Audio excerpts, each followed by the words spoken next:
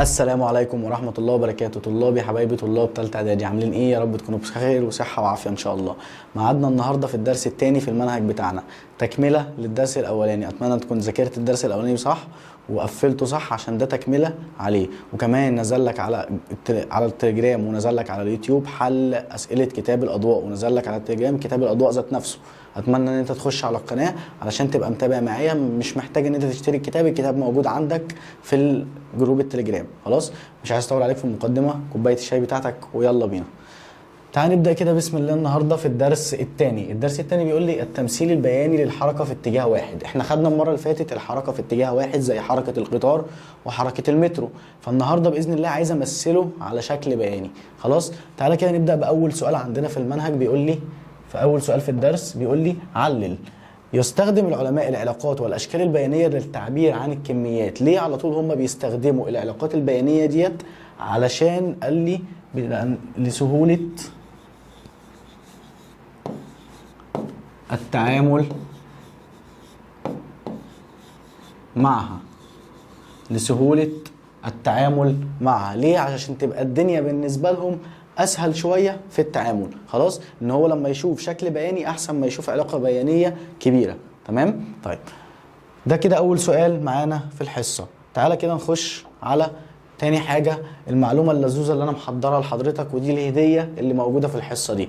ايه الهديه؟ ان انا هعلمك ازاي ترسم بياني. مش كتير بيديك الحته ديت في الاول، بيخش على الدرس على طول، انت طبعا ما بتبقاش فاهم اي حاجه. خلاص، تعالى كده نشوف بيجيبها لي ازاي. هو الرسم البياني بيبقى عباره عن جدول بالشكل ده متقسم لخانات.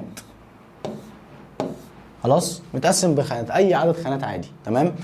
قال لي هنا بيحط لي رمز الواي وهنا رمز الاكس. جميل، حلو. قال لي طيب رمز الواي ده بيعبر عن ايه؟ ده العنصر اللي انا هحطه على محور الصادات. طبعا انت خدتها في الرياضه وعارف ايه هو محور الصادات، وانا هعرفه لك دلوقتي.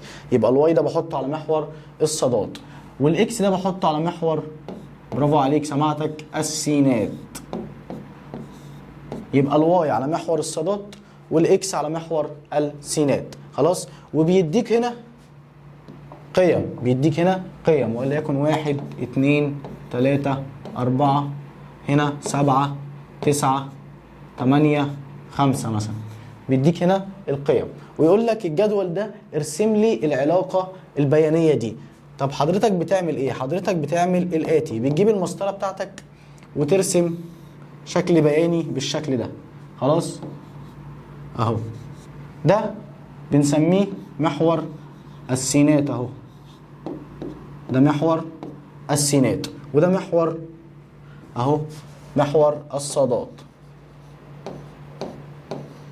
يبقى ده محور السينات وده محور الصادات. كده انت فهمت هترسم مين فين. يبقى هنا هحط الواي وهنا هحط الاكس. جميل جميل يا مستر. قال لي بعد كده بعد ما بتخلص المسطره بتشوف الترقيم عندك عامل ازاي. بتشوف الترقيم بتاعك، الترقيم ماشي ازاي؟ 1 2 3 4. خلاص، يبقى على محور الصادات همشي ترقيم بالمسطره كده، كل سنتي احط ادي 1 2 3 4 وهكذا. خلاص، تعال بص على محور السينات. محور السينات متقسم اهو، ممكن برضه ارقمه. تمام؟ من 1 2 3 4 5 6 7 وهكذا. بتفضل مكمل لغايه ما تشوف اعلى رقم عندك. اعلى رقم كام؟ 9. فخلاص انا هفضل مكمل لحد ال9. جميل. بعد كده بعمل ايه يا مستر؟ قال لي بعد كده بطلع اشوف بقى النقطة رقم 1. النقطة رقم 1 على محور الصاد. هاجي على محور الصاد، ادي النقطة رقم 1. جميل. همشي ناحية السينات لحد الرقم 7. هفضل مدور على رقم 7، لقيته هنا يبقى احط اول نقطة هنا. خلاص، بعد كده 2 و9. ادي 2 وليكن ال9 هنلاقيها هنا. خلاص، انت هتكمل بقى ايه؟ الترقيم ال9. بعد كده 3 و8. ادي 3. تمام؟ ادي ال3 وهمشي لحد ال8 وليكن هتلاقي هنا. طبعا انت مش هتلاقي الشكل دوت عشان احنا كاتبين ارقام عشوائيه، بس في اغلب الاشكال اللي هتيجي عندك هتلاقي ايه؟ هطلع لك بالشكل ده، خط مستقيم، يا اما هتلاقيه طالع لك خط مستقيم كده، خلاص، يا كده يا كده، يا اما هتلاقيه طالع لك خط كده بالعرض على حسب العلاقه اللي موجوده عندك. خلاص كده يبقى انا لميت لك الفكره البسيطه او الاساسيات بتاعت ازاي ان انت ترسم شكل بياني، ترسم شكل بياني. خلاص يبقى ديت كده البونبونايه بتاعت الحصه، ان انت بيديك الجدول، بتبقى عارف ان اللي فوق الصادات واللي تحت السينات، وتبدا ترسم الارقام دي على الرسم البياني بتاعك. تحت هنا محور السينات، والعمودي ده محور الصادات. خلاص خش بعد كده على، تعال نعمل نشاط كده صغنون معانا موجود في كتاب المدرسه. قال لي الادوات بتاعتي هستخدم عربيه لعبه، اول اداه عندي عربيه لعبه، وهجيب لوح من الخشب، وهجيب قلم الوان، ومتر، وساعه. طبعا الساعه عشان احسب الزمن. خلاص قال لي الخطوات هعمل ايه؟ قال لي هتجيب اللوح الخشب ده كده، تمام، وهتجيب العربيه هنا، خلاص، وهتحرك العربيه في الاتجاه ده، تمام، وهتسيب العربيه تتحرك مع مرور الزمن، وكل شويه تحط علامه بالقلم، كل شويه تحط علامه بالقلم. خلاص والارقام اللي هتطلع لك كل ما بتطلع الزمن والمسافه اللي هي مشيتها حضرتك هتسجلها في جدول، هتسجلها في الجدول اللي قدامك ده. خلاص وليكن اول مسافه هي مشيتها 4/10، وليكن هنا، تمام، قطعته في زمن 5 ثواني. تاني مسافة بعد كده لما اتحركت من هنا لهنا قطعت 6/10، اتحركته في 7 ثواني. وبعد كده اتحركت تاني، خلاص، قطعت 8/10 في 10 ثواني. بعد كده وصلت للنهاية، تمام، لقيتها قطعت 1 متر في 12 ثانية ونص. هتسجل البيانات بتاعتك فين؟ في جدول. خلاص يبقى انا دلوقتي جبت العربية وخليتها تمشي، تمام، وكل ما بتمشي بعد فترة بعمل لها بعد كل حوالي 2.5 حوالي كل 2.5 ادي 5 7.5، يبقى كل 2.5 ثانية، كل 2.5 ثانية هروح مسجل المسافة اللي هي مشيتها واروح حاططهم في جدول. خلاص بصيت هنا ايه 8/100 دي يا مستر؟ قال لي ديت السرعة. السرعة انا فاكر ان العين بتساوي الف على الزين، المسافة على الزمن، قسمت المسافة على الزمن طلعت لي ب8/100، طلعت لي بكام؟ ب8/100. خلاص طيب عايز استنتج بقى اللي حصل هنا، عايز استنتج اللي حصل من هنا. اهو الجدول هنا هتفتحه عندك برده في كتاب الامتحان لو انت مش شايفه. خلاص عايز ارسم بقى العلاقه البيانيه. قال لي بص هرسم اهو، ادي محور السينات الصادات اسف، وادي محور السينات. خلاص جميل. قال لي هرسم المسافه على محور الصاد، وهرسم الزمن على محور السين. جميل جميل. تعالى بعد كده حط النقط بتاعتك زي ما علمتك، حط النقط بتاعتك. وليكن اول واحده كانت بكام؟ ب4/10 عند زمن 5. 4/10 وليكن هتلاقيها مثلا هنا، انت التركيب بتاعك ماشي ايه؟ 2/10، ماشي 2/10 اهو.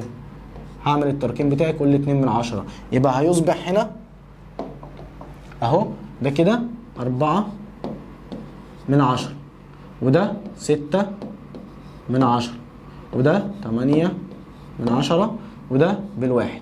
خلاص وبعد كده قال لي بعد كده حط محور السينات اللي هو بتاع الزمن كل 5، تمام، يبقى دي 2.5 5 7.5 10 12.5، تمام. حط الارقام بتاعتك ادي اهو 2.5 ثانيه، 5 7.5 ثانيه، 10 12.5 ثانيه. جميل جميل. تعالى بقى ايه نرسم مع بعض واحده واحده. قال لي اول نقطه المسافه عند 4/10، ادي 4/10، وبعد كده راح للزمن 5 يعني هنا. جميل جميل. خش بعد كده لقيته عند 6/10 و7.5، ادي 6/10 او 6/100 و7.5 اهي، تمام، تقريبيا يعني. انت عندك هتبقى واضحه اكتر لان انت هترسمها على كراسه رسم بياني، فهيبقى عندك كل ملي باين بالظبط. خلاص تاني واحده او تالت واحده 8/100 و10، ادي 8/100 وادي 10، تمام. بعد كده الاخيره 1 و12.5، ادي 1 و12.5. لما جيت رسمت المنظر ده، تمام، لقيت لما جيت وصلت بالمسطره ان طلع لي خط مستقيم، خط مستقيم يمر بنقطة الأصل، خط مستقيم يمر بنقطة الأصل بالشكل ده، تمام؟ يبقى انا كده لما اجي اول حاجه اوصف هقول له ان هو خط مستقيم. خط ايه؟ مستقيم يمر بنقطة الأصل. خط مستقيم يمر بنقطة الأصل. ايه نقطة الأصل دي؟ اللي هي نقطة صفر وصفر. نقطة الصفر والصفر اللي هي دي. هي دي نقطة الصفر والصفر. خلاص؟ جميل. طيب تعال نخش الناحية التانية. عايز ارسم علاقة ما بين السرعة والزمن. قال لي اهو هعمل كده، ادي الرسم البياني بتاعي. السرعة هحطها هنا، ادي السرعة وادي الزمن. السرعة والزمن، السرعة والزمن. طيب لو انت حسبت السرعة من هنا في كل واحدة هتلاقيها تطلع ب8 من 100. تطلع ب8 من 100 في كله. احسبها على آلتك هتلاقيها طلعت بالشكل ده. طيب تعالى نرسم نفس الكلام. ادي اهو 4 من 100، بعد كده 6 من 100، بعد كده 8 من 100، وبعد كده الواحد. والزمن زي ما هو، ادي اهو 2.5، 5، 7.5، 10، 12.5. جميل جميل. تعالى نرسم. لقيت اول زمن عند الخمسة وقف عند التمانية من 8 من 100 اهو النقطة دي. طب بعد كده عند ال7.5 وقف برضو عند التمانية من 100. عند التمانية من اسف ال10 وقف عند التمانية من 100. عند ال12.5 وقف برضو عند التمانية من 100. لما اجي اوصل هلاقيه طلع لي بالشكل ده. اوصف الشكل ده ازاي؟ قال لي هوصفه ان هو خط مستقيم. خط مستقيم موازي محور السينات. خط مستقيم موازي محور السينات اهو. مش ده محور السينات؟ يبقى ده الموازي ليه. اما ده خط مستقيم مائل يمر بنقطة الاصل. خط مستقيم مائل يمر بنقطة الاصل. طيب معنى كده ان انا عندي شوية مسائل هتجيلي بالاشكال دي. خلاص؟ طب هنا هقول له ان هو ايه؟ ليه مر بنقطة الاصل؟ هقول له لان هو عمل خط مستقيم مائل. خط مستقيم مائل يمر بنقطة الاصل. فمعنى كده ان دي حاجة عندي اسمها سرعة منتظمة. سرعة منتظمة. خلاص؟ دي سرعة منتظمة. خلاص؟ ان مع مرور الوقت بيقطع نفس المسافات. لو حسبت ما بين كل مسافة والتانية هتلاقيها 2 من 100. بيقطع مسافات متساوية في أزمنة متساوية. لو بصيت كل زمن ما بينه 2.5، كل زمن ما بينه 2.5. تمام؟ طيب اما هنا هلاقيه خط مستقيم موازي لمحور السينات. ليه؟ هقول له لان دي سرعة برضو منتظمة. هو عمال الوقت يعدي بس هو سرعته ما بتتغيرش. الوقت بيعدي بس سرعته ما بتتغيرش. فمعنى كده ان هو برضو ماشي بسرعة منتظمة. يبقى لما يجي لك في الامتحان يقول لك ارسم لي علاقة بيانية تعبر عن السرعة المنتظمة، هقول له يا اما هرسم علاقة ما بين السرعة والزمن فتكون خط مستقيم موازي لمحور السينات، يا اما هرسم له علاقة ما بين المسافة والزمن وهقول له ان هو خط مستقيم مائل يمر بنقطة الاصل. الاثنين ينفعوا يعبروا عن السرعة المتوسطة. اتفقنا؟ طيب تعالى بقى اديك شويه ارشادات عن ازاي نحل المسائل بتاعتنا. تمام؟ اولا عايز اعرف ازاي اقرا الشكل البياني بتاعي. تمام؟ دي علاقه بين المسافه والزمن. طالما مسافه وزمن على طول هعرف ان هو خط مستقيم مائل يمر بنقطه الاصل. خط مستقيم مائل يمر بنقطه الاصل. قال لي هو لجسم متحرك بسرعه منتظمه. جسم متحرك بسرعه منتظمه. ادي نقطه الاصل اللي قلت لك عليها، وادي الخط المستقيم بتاعي. خلاص؟ عايز اقرا بقى الارشادات ديت. عايز ازاي اطلع بيانات من على الرسم. قال لي بص، عايزك تشوف لي عند الثانيه 30 المسافه كانت كام. تمام، وعايزك تشوف لي عند المسافه 80 الزمن كان كام. طلعهم لي من على الرسم. طيب تعال، سهله وبسيطه، سهله وبسيطه. هنمسك اول واحده اللي هي عند ال 30 ثانيه. فين محور الزمن؟ اهو يا مستر، محور الزمن اللي هو محور السينات. فين رقم 30؟ اهو ادي رقم 30. صح؟ صح. اطلع بمسطرتك، اطلع اطلع اطلع اطلع اطلع اطلع، هوب. اول ما تخبط في المنحنى تقف، اول ما تخبط في المنحنى هقف، وبعد كده هروح نازل على محور الصادات، هنزل على محور الصادات، اشوف قطع عند الرقم كام. قطع عند الرقم 60، يبقى هي دي المسافه عند الثانيه 60. قطع كام؟ ادي 60 متر. يبقى عند الثانيه 30 قطع مسافه 60 متر. طيب تعال نشوف الثانيه. الثانيه بيقول لي عند 80 متر، عايز يشوف الزمن هيطلع بكام. طيب الزمن ده اللي هو عطيهوني ايه؟ مسافه، يبقى على محور الصادات اهو، المسافه على محور الصادات. تعال انزل على محور الصادات. فين رقم 80؟ اهو يا مستر.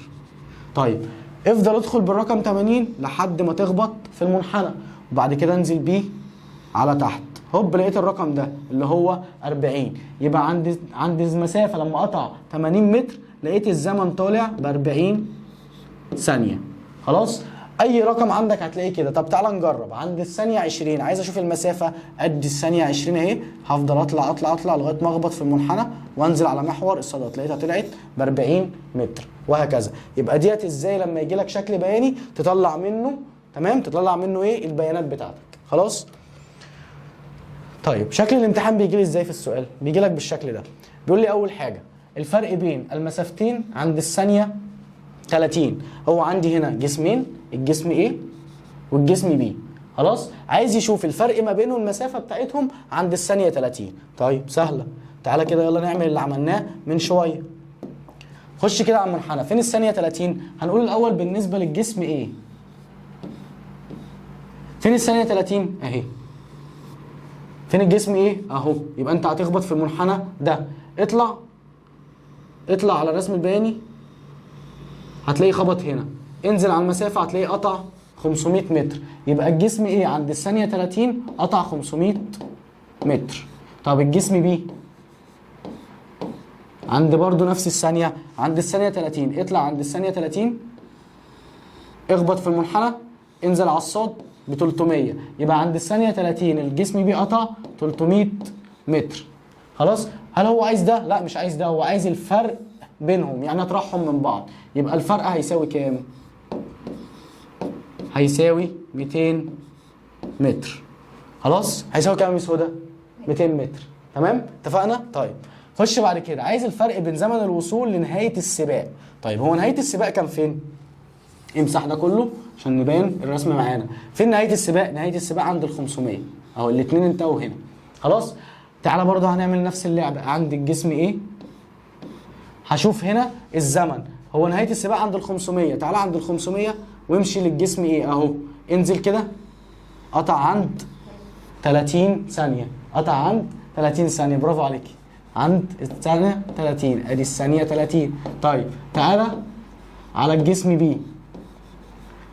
فين ال 500 اهي، قطع هنا انزل على محور السينات هتلاقي قطع عند ال 50، قطع عند 50. هل هو عايز ده؟ لا مش عايز ده، هو عايز الفرق برضو بينهم. يبقى الفرق هيساوي 20 ثانية. بآلتك، بلاش تشتغل بدماغك. خلاص؟ اشتغل بالآلة. اتفقنا؟ طيب يبقى كده ده شكل السؤال اللي بيجي لي في الامتحان، وازاي عايزني اطلع حاجات من على الرسم. اظن سهل. خلاص؟ هننقل على النقطة اللي بعد كده. برضو لو جالي بقى حاجة بالشكل ده، بص هي ولا قطعة محور، هي طالعة من هنا لحد هنا.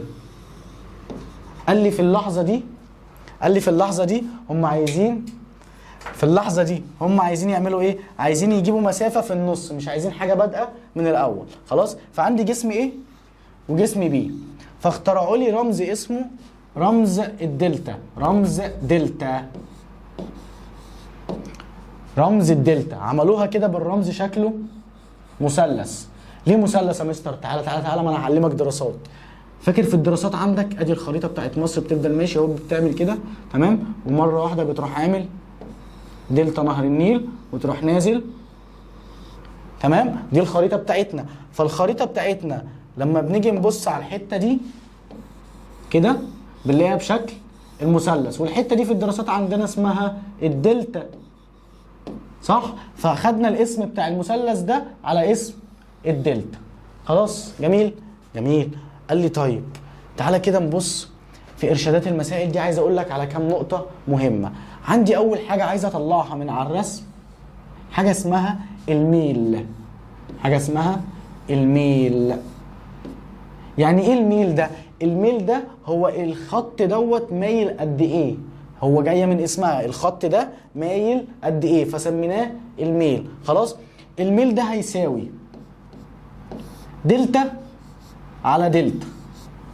الميل هيساوي دلتا على دلتا. خلاص؟ قال لي دلتا ايه على دلتا ايه؟ دلتا الحاجات اللي على الصاد على دلتا الحاجات اللي على السين، اللي هو فوق دلتا ف اللي هي المسافه على دلتا الزين. خلاص؟ طيب عندي برضو معلومه مهمه، الدلتا دي يا مستر بقسمها ازاي او بفكها ازاي؟ قال لي الدلتا دي بفكها ان بخلي ف 2 ناقص ف 1. خلاص؟ طب تعالى للزمن، الزمن يبقى هخليه زين 2 ناقص زين 1. يبقى انا هنا في الحاله دي لما يبقى الخط في النص بيبقى عندي حاجتين، 2 مسافه و2 زمن، 2 مسافه و2 زمن. خلاص؟ طيب تعالى كده عند الجسم ايه؟ الجسم ايه؟ فين المسافه بتاعته؟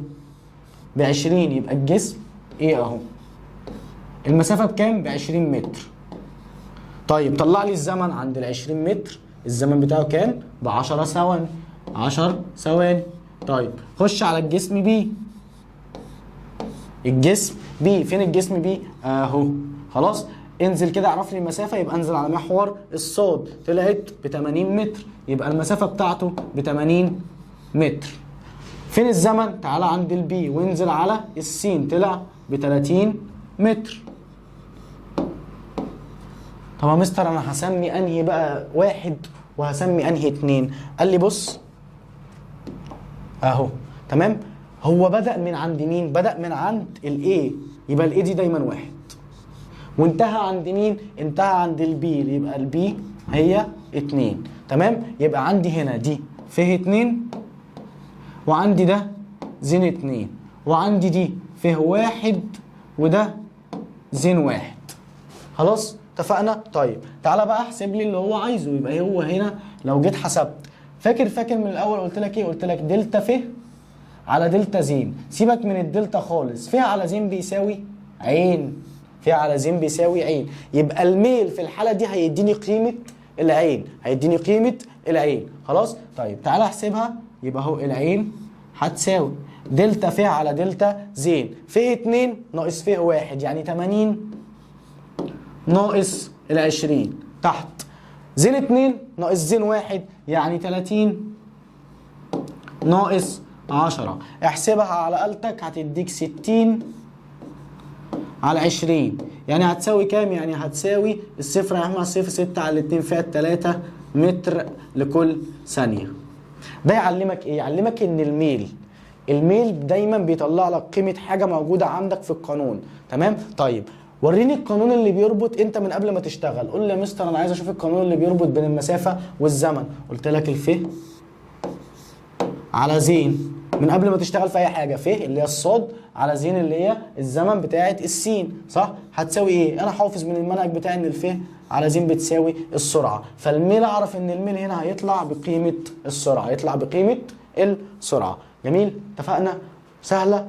لو صعبه قول لي عليها، يعني لو صعبه ابعت لي وانا هقولها لك بطريقه ثانيه، بس دي اسهل طريقه موجوده عندك. خلاص؟ يبقى على طول لما يجي لي كده مسافه في النص هعملها بطريقه الدلتا، هعملها بطريقه الدلتا. تمام؟ خش على بعد كده. يلا بينا نشوف شكل السؤال في الحته دي بيجي عامل ازاي. ركز معايا يا حماده. بيقول لي هنا الشكل البياني يعبر عن حركه جسمين س وصاد، ما نوع السرعه التي يتحرك بها الجسمين؟ قال لي بس يا مستر انا عرفت هم دول ايه؟ خطين مستقيمين، مائل ولا مستوي؟ مائل. قال لي يبقى خطين مائلين، حلو. مروا بنقطه الاصل يا مستر؟ او مروا بنقطه الاصل. يبقى طالما مروا بنقطه الاصل يبقى طالما مروا بنقطه الاصل، طالما مروا بنقطه الاصل يبقى ديت سرعه على طول سرعة منتظمة. سرعة منتظمة. سرعة ايه؟ منتظمة. طيب عايزني احسب النسبة بين سرعة س وسرعة ص. يعني ايه؟ فكك من يعني ايه، هو عايز دلوقتي سرعتين يا عم، سرعة السين وسرعة الصاد. تمام؟ طيب تعال نشوف. ادي السين عايز اجيب لها مسافة، عشان احسب السرعة محتاج مسافة ومحتاج زمن. عندك النقط بالهبل، خير ربنا كتير، اختار اي نقطتين. طيب عندي السين، هاخد يا عم اخر نقطة. اخر نقطة وليكن هنا هو مشاها، نزل مسافته عند الكام؟ عند ال 30. يبقى السين المسافة بتاعته 30 متر. طيب عايز اجيب الزمن، انزل على محور السينات، طلع ب3 ثواني، يبقى الزمن ب3. تمام؟ اما تقسمهم على بعض هيديك السرعة 30 على 3 فيها 10 متر لكل ثانية. 10 متر لكل ثانية. جميل، جبت السين، يلا اشتغل على الصاد. اشتغل على الصاد. تمام؟ طيب نفس الكلام، عايز اجيب لها مسافة وعايز اجيب لها زمن، هنشتغل على اخر نقطة. فين الصاد؟ اهو الخط الاحمر ده. تمام؟ انزل كده، اخر مسافة مشاها كانت 30. طب والزمن اخدها في قد ايه؟ اخدها في 6 ثواني. اما تيجي تحسب السرعة لما تقسمهم على بعض، 30 على 6 فيها 5 متر لكل ثانية، فيها 5 متر لكل ثانية. جميل. يعني ايه بقى مستر برضو كلمة على دي؟ ما انا مش فاهم. كلمة على ديت عندك في الرياضة، ما انا اهو علمتك من شوية دراسات وبديك علوم وهعلمك رياضة. خلاص؟ طيب كلمة على إلى دي يعني معناها على، يعني عايز قصده سرعة السين على سرعة الصاد.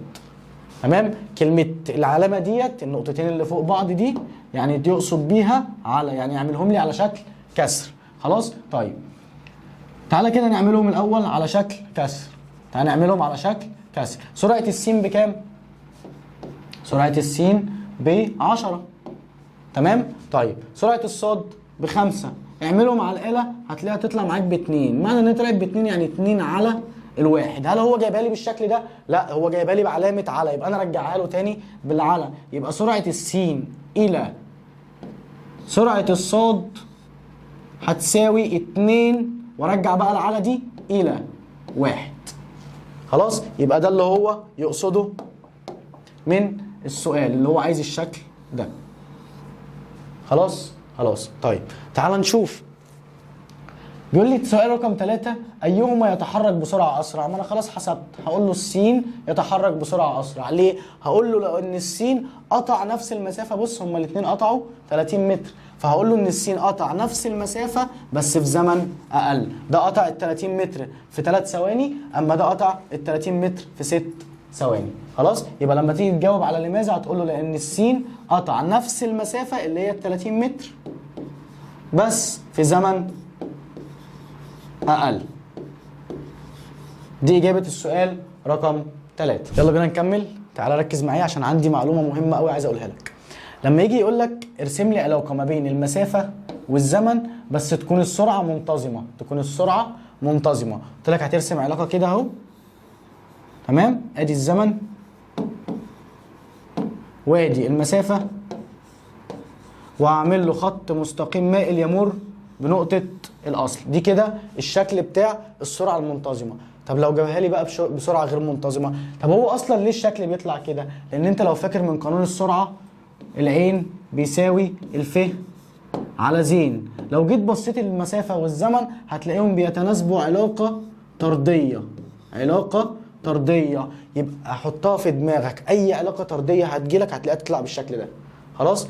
طب يا مستر لو سرعة غير منتظمة، قال لي لو سرعة غير منتظمة بقى ليها كلام تاني، ليها كلام تاني. بص هتلاقيها طلعت لك مثلا بالشكل ده، ادي المسافة وادي الزمن، ده طلعت لك كده.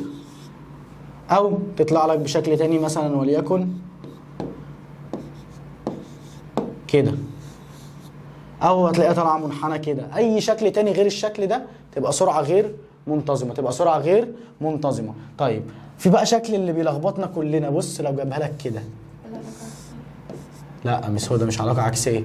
ادي الف وادي الزين. تمام؟ ولو جابها لك بالشكل ده، ايه ده مستر اول مرة اقابل ده. بص مسافة وزمن. خلي بالك عشان انت لو اتخدعت هنا تمام ولقيت ان ديت السرعه من غير ما تبص ان دي المسافه هتقول لي دي حاجه تانية، بس هي مش السرعه، هو جايبها لك المسافه. فهقول له هنا ان الجسم في حاله سكون. ايه ده ازاي؟ هقول لك انا ازاي. انت دلوقتي مسافر على طريق تمام وقعدت في الريست، هل الطريق هيقف معاك؟ لا.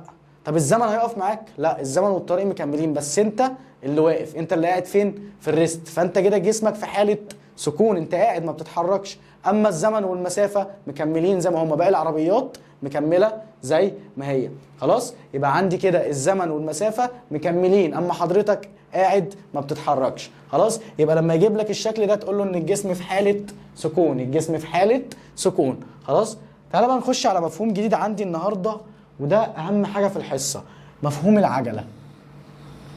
يعني ايه مفهوم العجله يا مستر؟ انا قلت لك قبل كده ان يصعب عمليا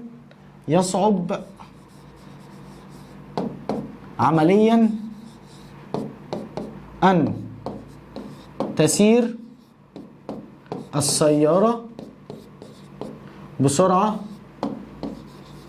منتظمه. صح؟ قلت لي يا مستر كده الكلام ده الحصه اللي فاتت. ليه العربيه ما ينفعش تمشي بسرعه منتظمه؟ قلت لي عشان عندي حاجه بتعطلها اسمها احوال الطريق، حاجه اسمها احوال الطريق. خلاص؟ جميل. يبقى احوال الطريق دي بتعمل ايه؟ بتغير لي من سرعه العربيه. طيب عندي اهو ربنا كرمك وجبت العربيه الزرقاء دي تمام لما بقيت مهندس ولا دكتور كبير، خلاص، وماشي على الطريق. انت بديت من هنا، افتحها عندك في الكتاب لو مش ظاهره معاك في الفيديو.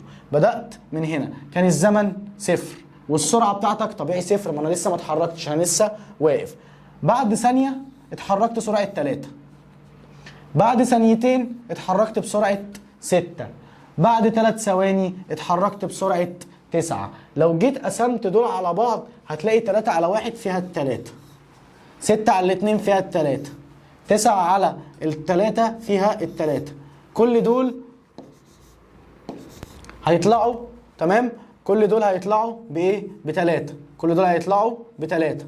خلاص، فلاحظت ان انا حاجة عندي ثابتة، الرقم ده ثابت في كله تمام. اما الزمن متغير، وايه كمان المتغير؟ وكمان الزمن متغير والسرعة متغيرة. طب تعالى اضرب 3 في 1 تطلع ب3، 6 في 2 تطلع بكام؟ ب12، 9 في 3 ب18. دي المسافة بتاعتك. خلاص، لو جيت قسمت المسافة هتلاقي السرعة تمام بتتغير والزمن كمان بيتغير. بعد 4 ثواني بص وصلت كام؟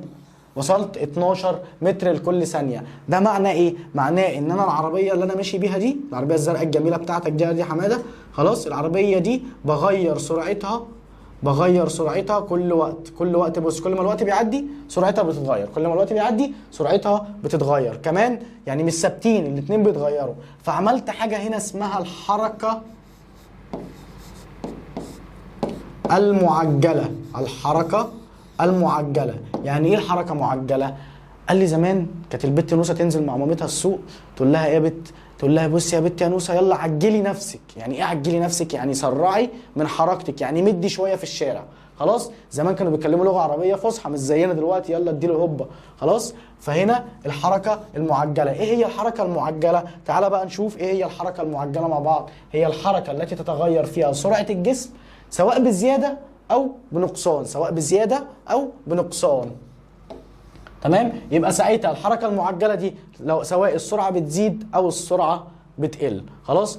يعني ايه بقى مقدار العجلة؟ يلا ارجع بينا كده واحدة فلاش باك للحصة اللي فاتت. تمام؟ افتكر لي مفهوم السرعة كان ليه تعريفين، يلا قول معايا. المسافة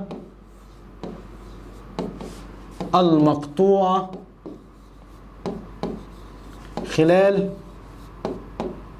وحدة من الزمن، خلال وحدة من الزمن، أو قلت لك لها تعريف تاني هو المعدل الزمني للتغير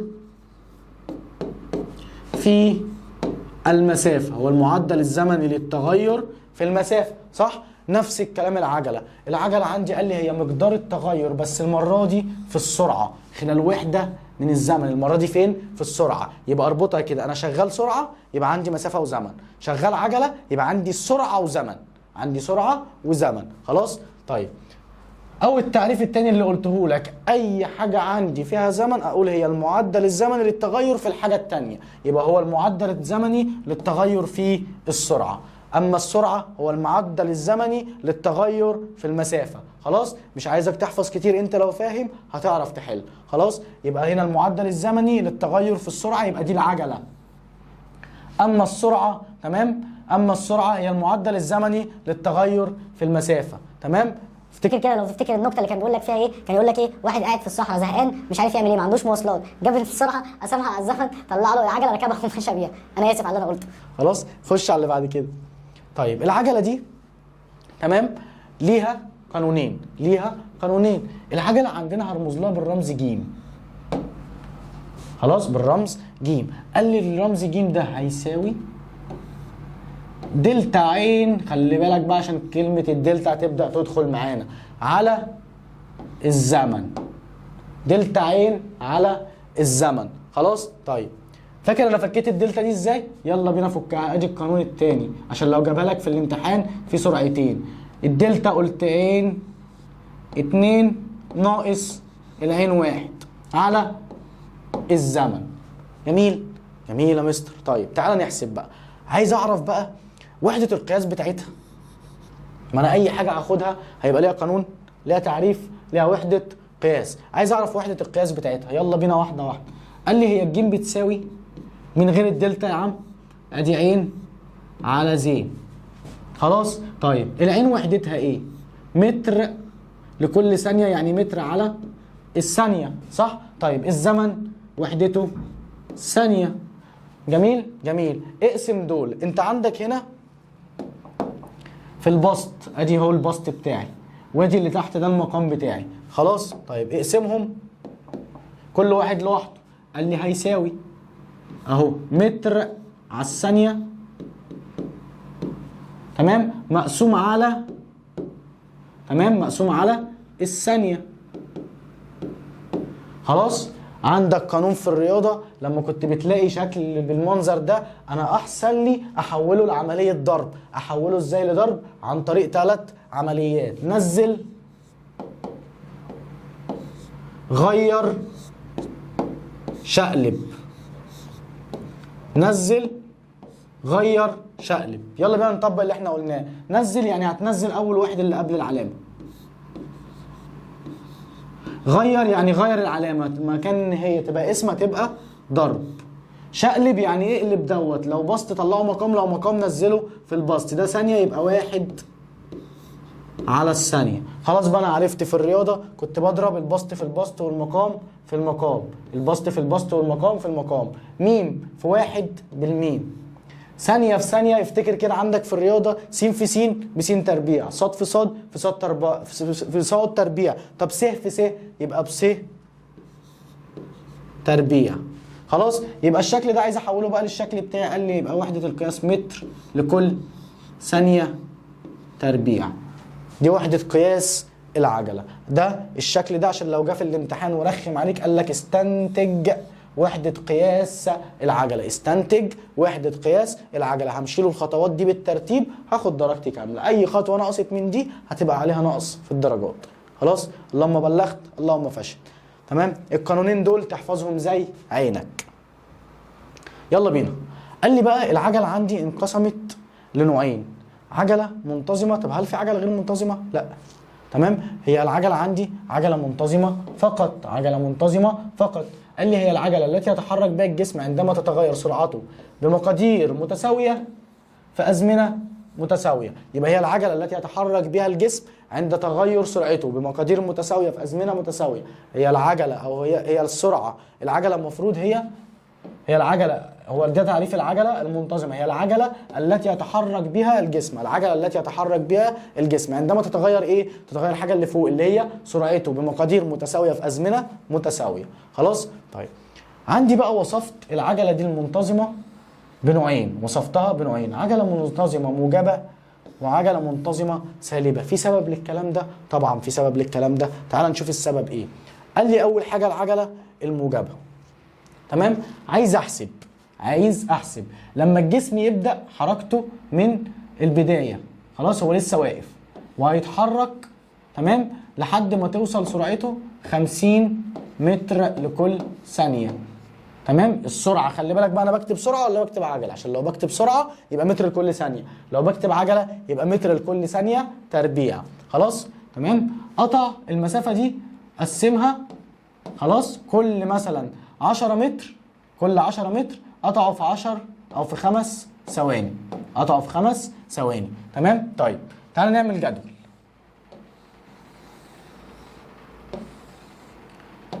ادي السرعه وادي الزمن. بدأ من البداية خالص كان واقف، يبقى صفر.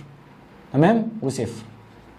خش بعد كده قطع 10 20 30 40 وصل لحد 50. تمام، قطع كل واحد في 5 ثواني. ادي 5 10 15 20 25. جميل جميل. تعال ارسم لي كده الشكل البياني.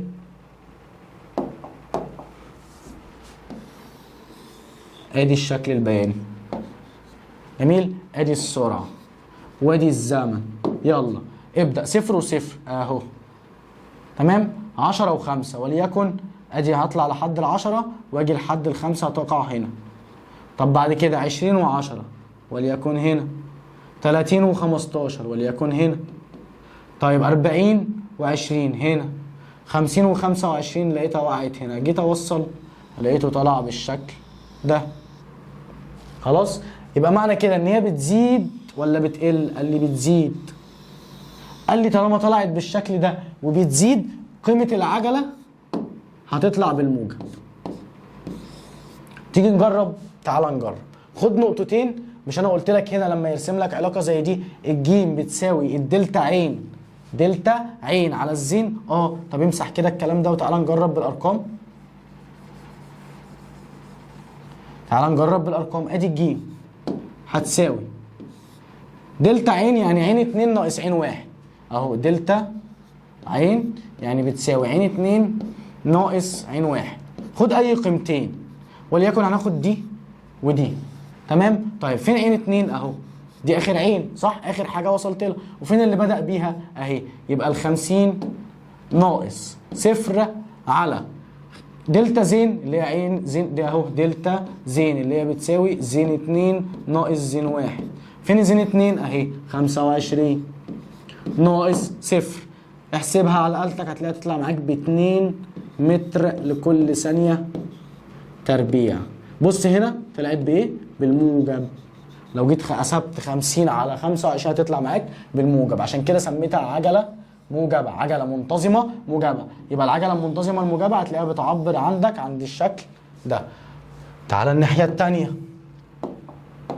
ارسم جدول. ادي الجدول. قال لي بس الجدول المره دي فيه حاجه مختلفه.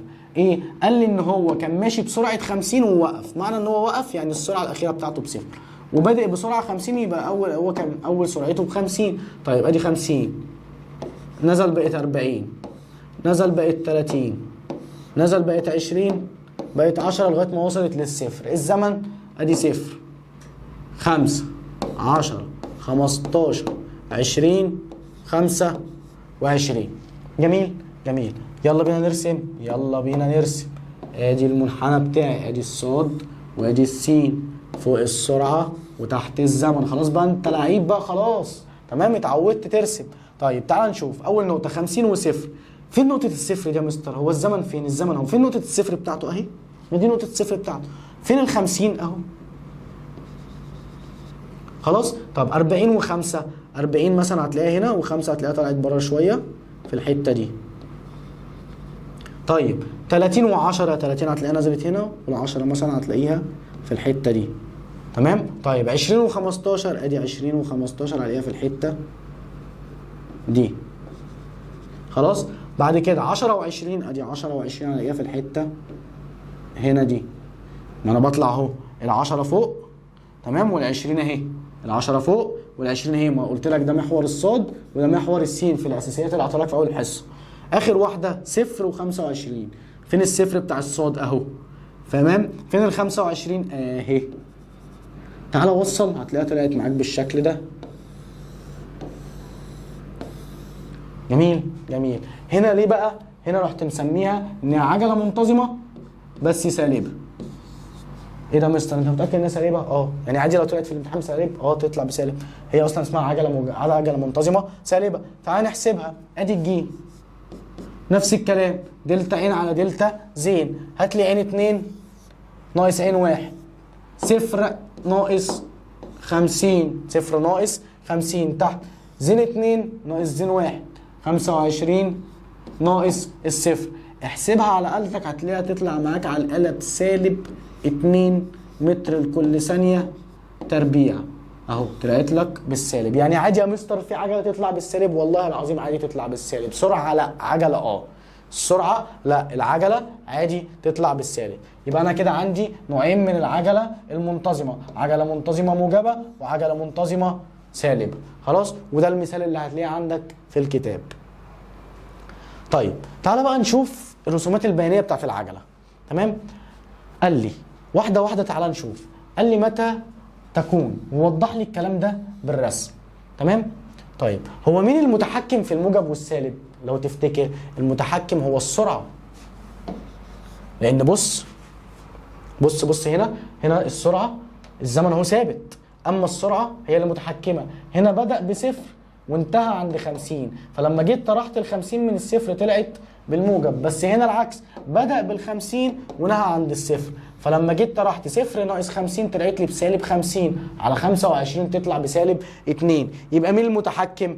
السرعة. يبقى لما اجي اشوف الشكل ده يبقى هثبت ان انا عندي السرعة هي اللي متحكمة. أول حاجة لو لاحظت هي طلعت موجب امتى؟ طلعت موجب امتى؟ اهو لما العين 2 كانت اكبر من العين 1. لما العين 2 كانت اكبر من العين 1 اهو. معنى كده اهو السرعة النهائية اللي هي عين 2 اكبر من السرعة الابتدائية اللي هي عين 1. هل السرعة متساوية؟ لا مش متساوية، يبقى كده ماشية بسرعة غير منتظمة، سرعة غير منتظمة. تمام؟ السرعة غير منتظمة، أما العجلة منتظمة موجبة. ركز.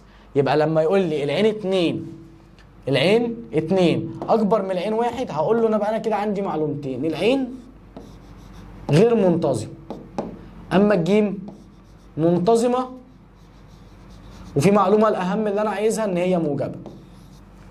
خلاص؟ جميل؟ يبقى إمتى تكون السرعة أو العجلة منتظمة موجبة؟ العجلة منتظمة موجبة لما العين 2 اللي هي السرعة النهائية أكبر من العين 1 اللي هي السرعة الابتدائية. ساعتها الجسم هيكون ماشي بسرعة غير منتظمة بس بعجلة منتظمة موجبة. خلاص؟ الرسم بتاعها لو جيت رسمته، أدي السرعة وأدي الزمن، هتلاقيه طالعة كده. تمام؟ زي ما رسمناه من شوية. تمام؟ طيب تعال نشوف الملحوظة الثانية أو النقطة الثانية. إمتى بقى العجلة تطلع منتظمة بس سالبة؟ طيب بص كده، لو رجعت سالبة لما كانت العين 2 أصغر من العين 1.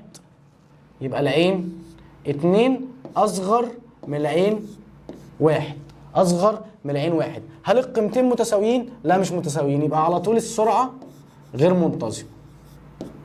بس العجلة هتبقى منتظمة،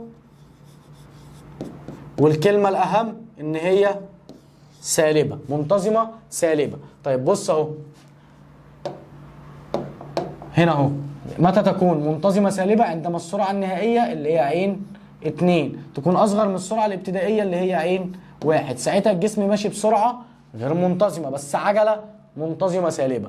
وادي السرعة وادي الزمن، والعلاقة اللي رسمناها طلعت اهو معانا بالشكل ده زي ما شفنا في السلايد اللي قبله. طيب يبقى كده العجلة تمام منتظمة سالبة.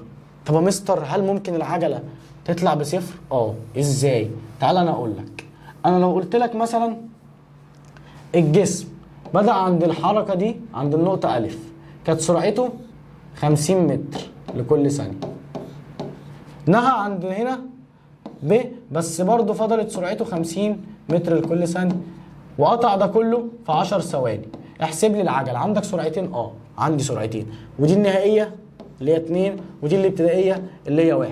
احسب العجلة، هقول له هتساوي 50 اللي هي النهائية ناقص 50 الابتدائية على 10، عليها بتساوي 0 على 10. أي صفر على أي حاجة بصفر، صفر على أي حاجة بصفر.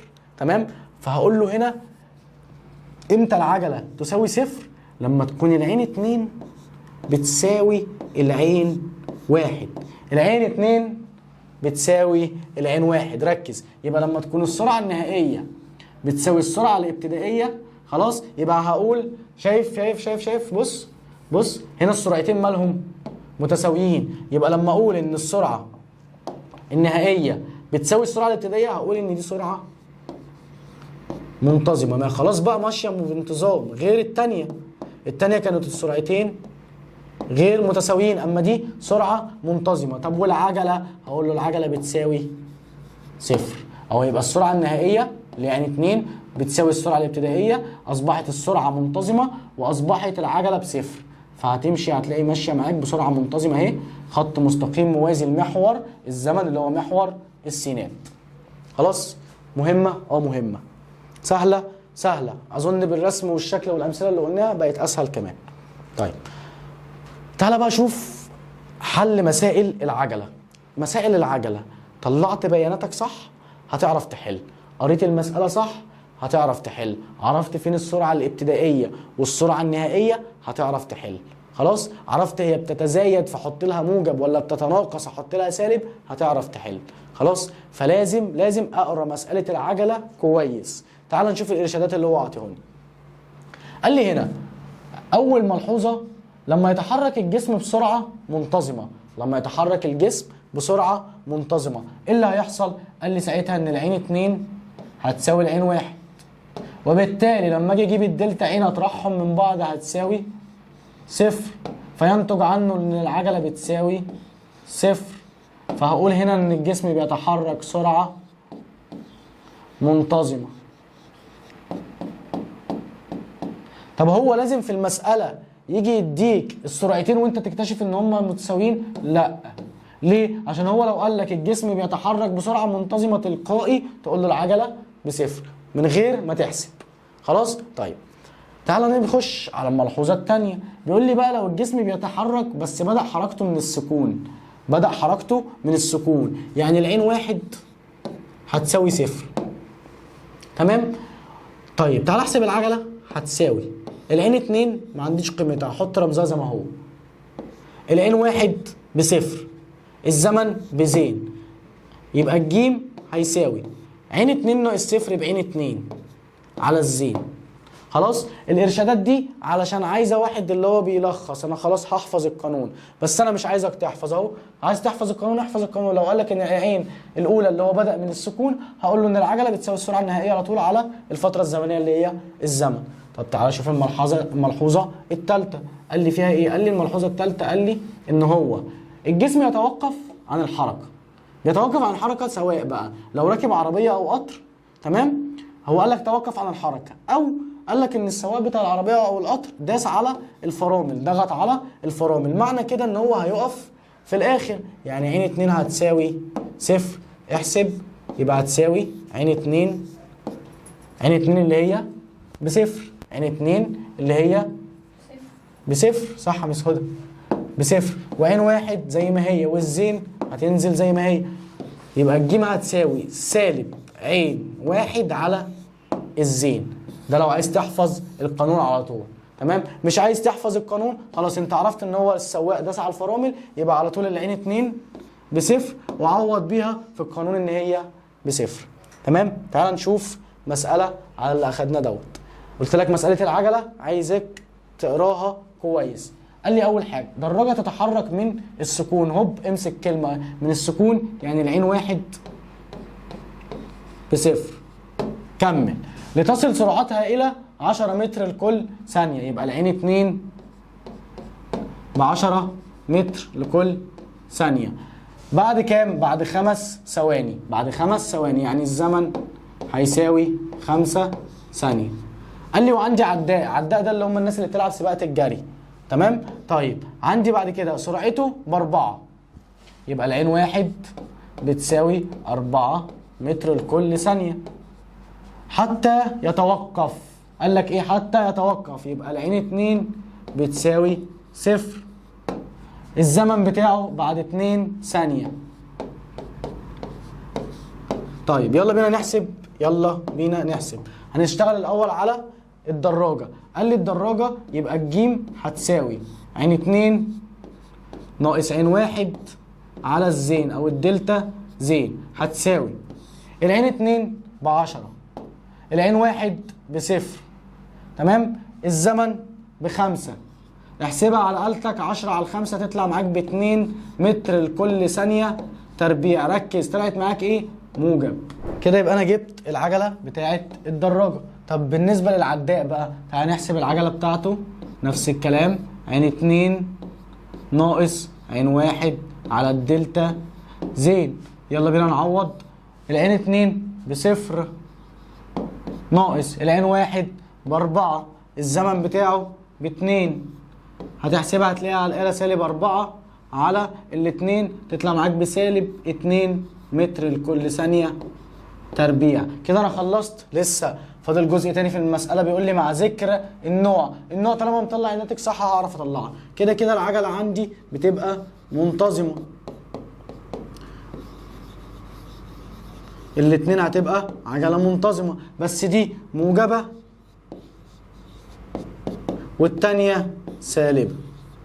يعني دي ممكن اقول عليها تزايدية ودي اقول عليها تناقصية. خلاص، ده شكل السؤال اللي بيجي لك في الامتحان.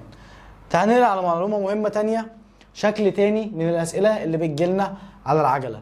بيقول لي هنا إن لو عندي مثلا جسم اتحرك في فترة زمنية، تمام، من ألف لب بسرعة منتظمة، هقول إن السرعة المنتظمة دي هيبدأ بيها من ب لج، فقلت إن هو اتحرك هنا بعجلة منتظمة، فلما يدخل هنا هتبقى سرعته الابتدائية هي السرعة المنتظمة اللي مشاها في الفترة دي، يبقى السرعة بتاعته اللي هنا هتكون هي السرعة الابتدائية اللي هيدخل بيها. أو تعال شوف الكلام النظري، بيقول لي عندما يتحرك بسرعة منتظمة في فترة معينة اللي هي ألف ب، فيصبح ان يليها الحركة بعجلة منتظمة خلال فترة زمنية اخرى، يعني بدأ يتحرك في الفترة دي بعجلة منتظمة. قال لي بقى مقدار السرعة المنتظمة اللي كان بيتحرك بيها هنا اللي هي في الالف ب هتبقى هي السرعة الابتدائية عند النقطة ب، يبقى هو اتحرك هنا تمام عند عين 1 وعين 2 اللي هيقف عندها هتبقى بصفر، يبقى العجلة دي او السرعة دي هو اللي هيدخل بيها جوه. تعال نشوف مثال عشان توضح معاك اكتر. ادي المثال، بيقول لي الشكل المقابل يعبر عن حركة جسم في خط مستقيم مشى من ألف لب، تمام، مسافة 40 متر، وبعد كده أخد وقت قد إيه؟ أخد 4 ثواني، وبعد كده اتحرك بعجلة منتظمة من ب لج، وعندي المسافة من ب لج حتى زمن التوقف. كلمة التوقف يعني وقف في الآخر، تمام؟ يبقى دي العين 2 بتاعته هتساوي 0. جميل. قال لي اخد قد ايه؟ اخد 20 ثانية، يعني في الحتة دي اخد 20 ثانية. اخد 20 ثانية. خلاص؟ تمام يا مستر. طيب تعالى بقى عايز احسب اول حاجة السرعة المنتظمة اللي اتحرك بيها في الفترة ألف ب اللي هي دي. سهلة مستر، قال لي السرعة يبقى هتساوي ف على زين، تمام؟ يبقى هتساوي المسافة ب40، الزمن ب4، 40 على 4 يبقى 10 متر لكل ثانية بس، لأن دي ليه؟ لأن دي سرعة. طب تعالى بقى نشوف. قال لي هنا العجلة المنتظمة التي تحرك بقى، يعني هنا عايز عجلة، يعني عايز الجيم. أقول له الجيم هتساوي عين 2 ناقص عين 1 على دلتا زين. طيب العين 2 هو مش واقف في الاخر، يبقى العين 2 بصفر ناقص فين العين 1؟ واحد غيرك بقى يبدا يفكر هي فين العين 1؟ مش عاطيهاني، لا اعطيها لك. مش قال لك كده ان هو ماشي بسرعه منتظمه ودخل بيها هنا، يبقى تصبح ان هي بكام؟ طلعناها هنا بكام؟ ب10 على الزمن بقى اللي اخده في الفتره دي. اخد قد ايه؟